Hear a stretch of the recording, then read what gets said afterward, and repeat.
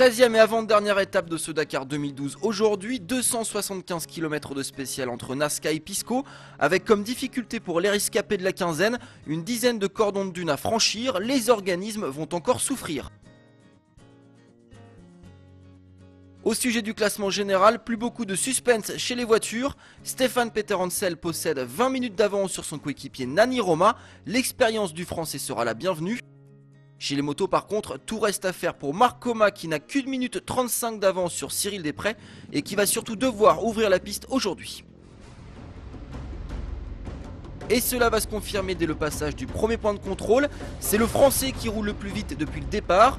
Derrière lui on retrouve Johan Barré-Dabort et Elder Rodriguez. Marc Coma lui est déjà distancé. Arrive alors l'image de la quinzaine. Marc Coma part dans la mauvaise direction et perd de nombreuses minutes. Une erreur dramatique qui va lui coûter très cher à l'arrivée. Oui, car pendant ce temps-là, Cyril Desprez lui attaque, les gaz ouverts à fond. À Pisco, ce n'est pourtant pas lui qui réalise le temps scratch de la journée, c'est le Portugais Elder Rodriguez. Mais le Français peut sourire, son lot de consolation est grand. Il profite des errements de Marc Coma pour lui ravir la première place provisoire au classement général. 11 minutes 03 séparent maintenant les deux équipiers KTM. Avec une dernière spéciale longue de seulement 29 km, c'est peut-être déjà gagné pour Desprez. Chez les autos, depuis le départ à Mar del Plata, Robbie Gordon fait office de phénix.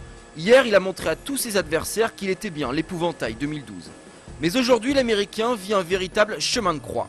Parti en position d'ouvreur à Nasca, il écrase pourtant tout sur son passage au premier point de contrôle. Ses adversaires sont loin, Stéphane Peterhansel à 7 minutes 16 et Giniel de Villiers à 8 minutes 41. Les ennuis alors commencent pour le pilote Hummer. Il s'ensable d'abord au kilomètre 182 et perd déjà de précieuses minutes.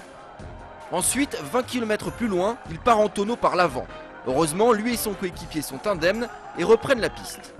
Gordon boit le calice jusqu'à la lie aujourd'hui. Après un ensablement, un tonneau, c'est maintenant une crevaison qui le ralentit. L'adage jamais 203 s'est encore vérifié. Gordon out, le chemin était tout tracé pour les minis. A l'arrivée à Pisco, c'est Stéphane Peterhansel qui gagne cette 13e et avant-dernière spéciale. On retrouve ensuite Giniel de Villiers, Leonid Novitsky, Carlos Souza et Lucio Ezequiel Alvarez. Robbie Gordon lui ne termine que 10e à 36 minutes de Peterhansel. Au classement général, le Français confirme encore un peu plus sa position de leader. Toujours deuxième, Nani Roma. Le troisième désormais, c'est Giniel de Villiers.